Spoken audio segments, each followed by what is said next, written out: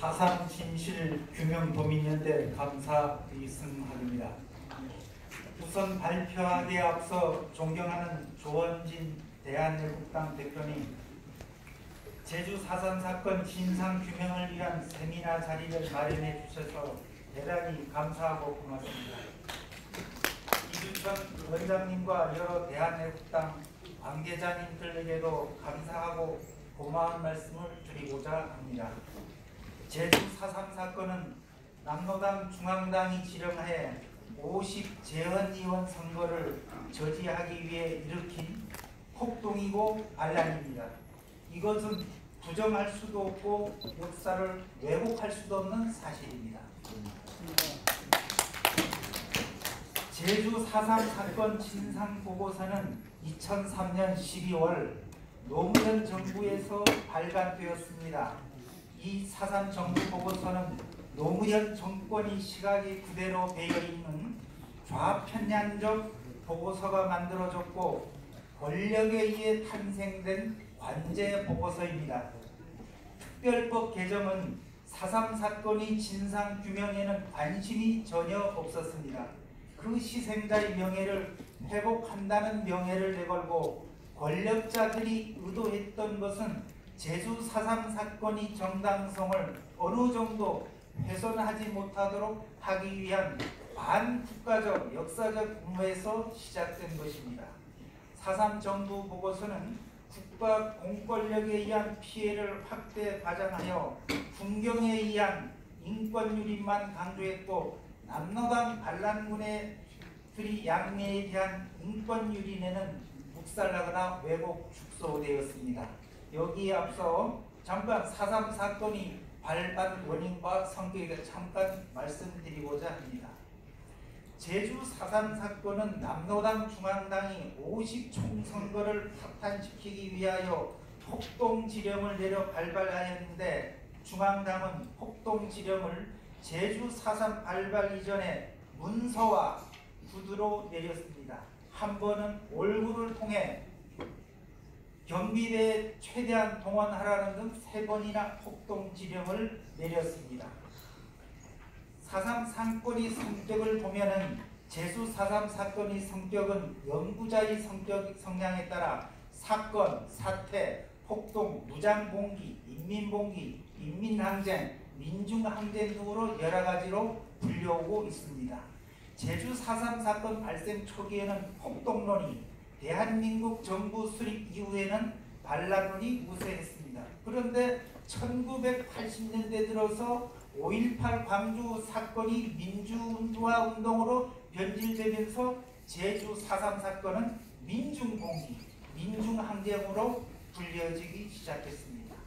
제주 4.3 사건을 민중봉기나 민중항쟁으로 규정 시도하려는 의도는 4.3 사건이 발발이 미군정의 강압적 통치에 한가한 주민이 자발적 저항운동으로 진단되는 데서 시작하고 있습니다. 민중봉기라 하면 남로당 무장대 즉 인민해방군을 사전에 조직하여 군사작전을 하듯이 사건을 일으켰으므로 주민들이 자발적으로 탄압에 저항하여 봉기했다는 것은 바르지 않다고 저는 봅니다. 남로당 제주도당은 조천면 신촌회의에서 경찰에 대한 무장공격을 결정하고 남로당 중앙당이 승인하에 자체 양성한 인민유격대와 국병경비대 제9연대를 동원해서 일거의 제주 전역을 장악하여 조선인민공화국 수립을 꾀하려 했습니다. 조선인민공화국 수립은 민주체제를 공산체제로 전환하려는 곳 체제 전복이 전제되므로 남로당 제주도당이 반란을 계획할 수가 있습니다. 남로당 반란군 측은 소위 인민해방군 이덕구 명의로 1948년 10월 24일 제주 신보사에서 선전포고문 3,000매를 인쇄해서 대한민국 정부에 선전포고를 했습니다. 대한민국 정부가 수립됐음에도 불구하고 북한을 상징하는 인민공화국기가 제주 읍사무소 국기계획대에서 2, 3일간 휘날렸습니다. 이렇게 대정부 선전포고를 했으며 국군과 장기간 치열한 전투를 했고 제주도를 무력으로 장악하여 인민공화국을 수립하려고 했습니다. 다음 제주 4.3 사건 진상보고서 작성 내용을 잠깐 살펴보면 보수 우파 인사들이 반대에도 불구하고 그 당시 집권 세력이었던 김대중, 노무현을 지지했던 진보 좌파적 인사들이 보고서 채택을 집행함으로써 출간되었습니다. 제주 4.3건 특별법은 김대중 대통령 재임 시에 2000년 1월 20일 법률 제6117호로 공포되었습니다.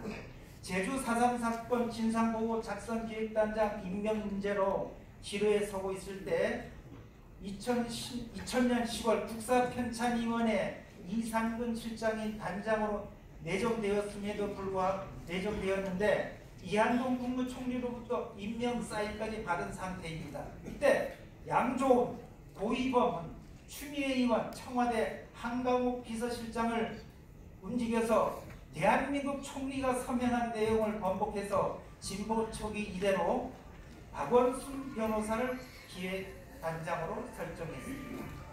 또 그 1949년 6월 7일 남로당 제주도당 인민해방군 2대 사령관인 이덕구를 사살하면서 그 이덕구의 호위병 양생돌로부터 생판한 과정에서 제주도 인민유격대 투쟁 보고서를 보수 측에서는 사료 중에 제일 가치가 높다, 이것을 사료집에 넣으려 하자 진보 측 발간을 맡은 김종민은 그 자료는 국가기관에서 수집한 자료가 아니어서 자료집에 넣을 수 없다고 강력히 반대하였다고 합니다. 다음은 제주 4.3 사건 맥과 날조에 대해서 잠깐 살펴보겠습니다. 4.3 정부 보고서를 통해 4.3 사건의 진설을 닦아내는 것보다 정치적 선동의 목적이 있습니다. 4.3 정부 보고서는 대한민국에 대한 증오심을 부추기는 남로당 선전지를 반불패하는 반역적 보고서가 되고 말았습니다. 또 4.3 정부 보고서 서문에 보면은 고건 총리는 4.3 정부 보고서는 4.3 사건 전체에 대한 성격이나 역사적 평가를 내리지 않았습니다. 이는 후세 사가들이 목이라고 생각합니다라고 했는데 4.3 사건에 대한 성격 균을 후세 사가에 넘겼습니다. 그러나 4.3 정부 보고서 말미에 보면은 경찰 서청의 탄압에 대한 저항성과 단정 반대를 기치로 1948년 4월 3일 남로당 제주도당 무장대가 무장공격 사건이라고 성격 규정을 내놓았습니다. 이것은 앞뒤가 맞지 않은 모순적인 4.3 정부 보고서를 만들어낸 것입니다. 또 제주 4.3 진상보고서 작성의 편향성을 보면은 4.3 정부 보고서가 대한민국의 정체성을 부정하는 것, 좌편향과 왜곡되는 작성되어 나가자 4.3 중앙위원회에 참여하고 있던 우파 인사들은 보고서 작성이나 위원회에 강력하게 반대하고 여기서 부동의 이사를 표시하고 사퇴해버리고 말았습니다. 또 4.3 정부 보고서에는 대한민국 우파의 시각이 전혀 반영되지 않았고 제출된 수정된 의견들은 전부 묵살되었습니다. 다음 47년 3.1 사건의 왜곡입니다. 3.1전 식장이 발포 사건 때문에 4.3이 발발했던 주장은 좌익들이 억지 주장입니다. 이때 그 기마경찰 임명관 순경이 타고 있던 말에 누군가가 플래카드용 장대를 뽑아내어서 한 분을 찔러대는 통에 말은 놀라서 김구 누구 어린아이가 길라 도랑에 굴러 떨어졌습니다. 남로당원들은 이 사건을 가지고 어린이를 발로 치워주겠다 하면서 선동했고 이 집회는 폭력화가 되었습니다. 이 북국민 앞에서 벌어진 3.1 기념식에는 전기가가 울려 퍼지고 여기서 반미 뿌라가 뿌려지고 이런 사건이 벌어지게 되었습니다. 이 3.1 발포는 당시 해방정국에서는 좌우익이 충돌하는 사건으로 서울에도 벌어졌고 부산에도 벌어졌고 이것은 제주도에서만 일어난 폭동만은 아닙니다. 다음 이칠 폭동 지령입니다. 남조선 노동당이 내린 이칠 폭동 지령은 제주 4.3 사건이 발단이 됩니다. 이때 남노당 제주도당이 거물급 간부들이 대거 경찰에 체포되면서 이칠 폭동은 좌절되고 말았습니다. 이 좌절된 연기된 폭동이 바로 제주 4.3 사건입니다. 다음 김인열 4.28 평화회담이 허구입니다. 이 허구는 김인열이 유고에서 주장한 말입니다. 김인열은 유고에 수많은 거짓말을 했음이 드러납니다. 김인열의 기고가 존재하고 있기 때문입니다.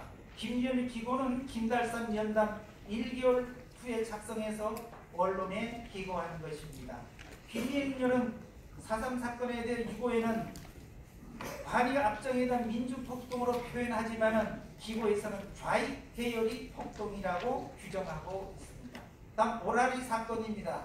이 4.3 정부 보고서는 협상을 하기 위하여 미 군정이 치밀하게 계획한 것을 경찰이 실현하여 오라리 사건을 왜곡 날조하여 만들었고 이 협상 파기 직접의 원인이 됐다고 기록하고 있습니다. 4.28 정부부서 주장에 따르면 4.28 평화회담에서 국군과 인민해방군 간에 72시간 휴전을 약속했는데 5월 1일 벌어진 오라리 사건이 이 휴식을 깨뜨렸고 그래서 4.3은 걷잡을 수 없는 유혈 충돌로 치달았다는 것입니다. 즉 5월 1일 오라리 사건을 협정위반으로 몰기 위해서 4월 28일을 협상일로 조작한 것입니다. 다음은 남노당 중앙당이 은폐 사실입니다. 4.3 정부 보고서는 4.3 폭동에서 남노당 중앙당 지령이 없었다 황당한 결론을 내렸지만은 4.3 폭동이 주최했던 인민해방군이 남긴 유일한 문서인 제주도 인민유협대 투쟁 보고에서는 남노당이 중앙당이 지령을 여러 곳에서 언급하고 있습니다. 다음 다람쥐 사건이 날조입니다. 이 다람쥐 군의 유해는 양민들이 아니라 그 당시 남노당, 제주도당, 부자, 연당 전투원들입니다. 그 여자들은 취사병이나 어린이는 취사병이 아들입니다. 다람쥐 군은 남노당 부자면당의 비밀 압집으로서 이들은 군경에 학살된 것이 아니라 진압 군인에 의해서 포위된 불 속에서 항복을 거부하다가 항전하다가 전사한 인민해방군들이었습니다. 다음 4.3 희생자 숫자 부필력입니다. 정부 보고서를 쓴 사람은 걸핏하면 제주 4.3 사건 희생자가 3만 명, 수만 명이라고 하지만 4.3 정부 보고서 4.3 희생자는 13,564명으로 나와 있습니다. 앞으로 4.3 희생자는 점점 불어날 수가 있습니다. 다음 소기량과 축성입니다. 이 중산간 마을에는 낮과 밤에는 지배자가 바뀌었습니다. 인민공화국이 바로 해방지역입니다. 민주마을입니다. 폭동이 초기에 진업 근절하지 못한 이유는 남노당 반란군들이 이런 중산간 마을을 근거지로 게릴라전을 벌였기 때문에 그래서 폭동과 양민을 분리하기에 나온 대책이 소개령과 축상입니다. 반란군인 정부군과 반란군인 전투는 많았지만은 4.3 정부 보고에서는 축소해서 또 생략해서 거기에 보고서에 실렸습니다. 그 대표적인 전투는 관음사 전투입니다. 이때 관음사는 좌파에서는 진압군이 소각시켰다 했지만은 그 이연대 군인이 거기에서 전투를 하면서 남긴 증언에 의하면은 관음사가 불에 타 소각되었는데 전부군이 관음사를 소각하였다는 반란군의 주장에 대해서는 그 당시 이연대 6중대를 지원했던 이동준 소위는 인민군이 도주하면서 연기를 피워 추격을 방지하여 관음사를 소각하였다고 증언하였습니다. 다음 노루오름 전투에서 좌파들은 지금 인민해방군들이 진압군인을 완전 진압했다고 하지만은 이 노루오름 전투는 그 2연대 6여단 1여대 중대가 동기수색에 나섰다가 전원 거기서 몰살하게 되었습니다. 이것도 이 톡을 할 때 민보다와 대한청년단은 여기 가담했는데 여기서 아마도 정부가 거기 있지 않은가 생각을 하고 있습니다. 또 폭도들이 인민해방군들이 제주도 마을을 습격하는 것도 다 생략하고 말았습니다. 대표적인 것이 도두리 납치 사건입니다. 이 사건은 5월 10 총선거가 끝나고 5월 10일 새벽 3시 30명이 남로당 600대들이 도두리를 덮쳐서 대동청년단 하는 그 식구들을 산으로 납치했습니다. 그때 우익단체의 어머니, 딸, 아들 그리고 젊은이 2명을 납치해다가 남로당 반란군 수십 명에게 윤관당하고 전신을 축창과 일본도로 난자에서 생매장되었습니다. 다음은 구연대 남로당 병사가 집단으로 탈영되었습니다. 이것도 숨겼습니다. 다음 박진경 연대장 암살 사건입니다.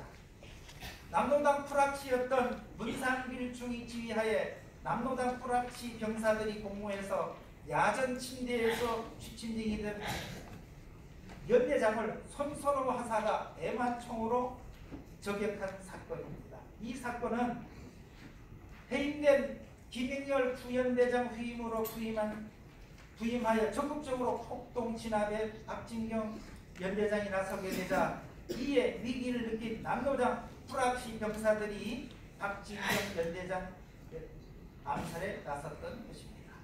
다음에는 조선민주주의 인민공화국 창건 지지 지하 선거입니다. 남로당 제주도당은 조선민주주의 인민공화국 창건을 위하여 제주도민을 상대로 찬성 투표지를 갖고 있었습니다. 남로당 반란군들은 축창을 들고 가가오 방문하면서 백지의 날인을 받거나 학교 운동장에 글자도 모르는 주인을 모아놓고 강제적으로 한꺼번에 도장을 받도록 공개 투표를 실시했습니다. 이때 인민해방군 총사령관 김달산 6명은 지하선거 투표지 52,350장을 가지고 해주 인민대표자회에 참가하여 무례와 같은 박수를 받고 최고 인민회의 대의원에 선출되었습니다. 여러 사건을 많이 여기서 생략을 하고 다음 사법부 재판으로 들어가겠습니다. 그 일반 재판과 다음 군사 재판이 있었습니다. 특히 일반 재판에서 제주 지역에서 처리할 사건이 많아지자 제주지방법원에서는 자체검찰과 심의원만으로는 사건을 신속하게 처리할 수가 없어서 중앙사법부에 지원을 요청한 바 5월 26일 날 제주 지역의 감찰관 2명과 심판관 3명을 파견하였는데 이들은 피고 37명에 관하여 판결을 하고는 6월 11일에 서울로 복귀하였습니다. 군사재판은 그 4.3 사건 당시에 군이나 군속을 대상으로 한 군법회의는 여러 차례 있었으나 민간인을 대상으로 군법회의는 제9연대에서 실시한 1948년 12월과 2연대에서 실시한 1949년 7월 2차례에 실시하였습니다. 다음 학교 조실 피해 사항입니다. 군인과 경찰에 의한 소실된 학교는 제주도 중산간의 대부분의 학교로서 남로당 반란군들이 소굴될 가능성이 높아서 이를 억제하기 위해서 불가피한 조치도 했을 것으로 생각합니다. 인민해방군들은 마을 조직책들을 통하여 방화를 하여 학교 건물이 학교 소실에 막대한 피해를 주었습니다.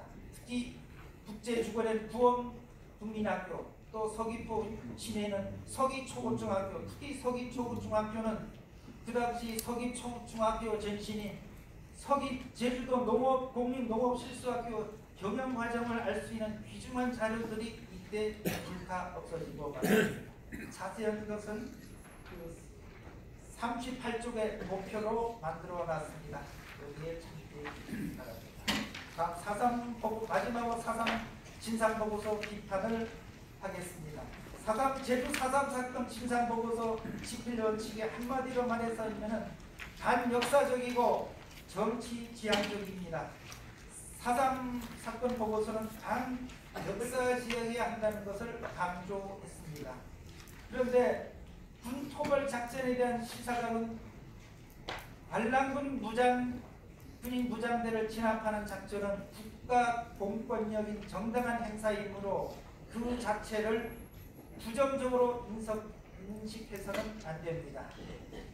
그 제주 4.3 사건 진상규명위원회가 4.3 사건을 인식하는 틀은 남만 단독정부는 반통일적이다, 친일적이다, 이승만 독재정부이다. 이를 거부해 일어난 제주 4.3 사건은 반통일 정부 수립에 대한 정당한 저항이다. 미군정이 이를 진압한 것은 반민족적인 처사이고 반통일 분자에 수립된 대한민국 정부는 미국이 비호를 받고 강경 진압이라는 반인권적인 토벌 작전을 시행했다. 그러므로 이승만과 미국은 이 사태에 대해서 책임을 져야 한다는 논의로 하고 있습니다. 또 이 4.3 진상 보고서는 남로당을 주체로 한 보고서가 되고 말았습니다. 끝으로 대한민국 건국을 통역을 방해한 사건을 기념하기 위한 사업을 지속적으로 추진하기 위한 이 법을 제정한 김대중 정부 시절이 국회였고 그 법에 의해서 제주 4.3 사건의 진상을 왜곡시켜 보고서를 만들고 후속 사업을 서두른 것은 노무현 정부 때입니다. 이 두 대통령이 합작품으로 제주 4.3 사건의 진설을 왜곡되게 했습니다. 이것은 곧 정치 권력의 역사를 왜곡시킨 역사적 사안으로 두고두고 부끄러운 모습으로 남을 것으로 생각합니다. 이상 마치겠습니다. 감사합니다.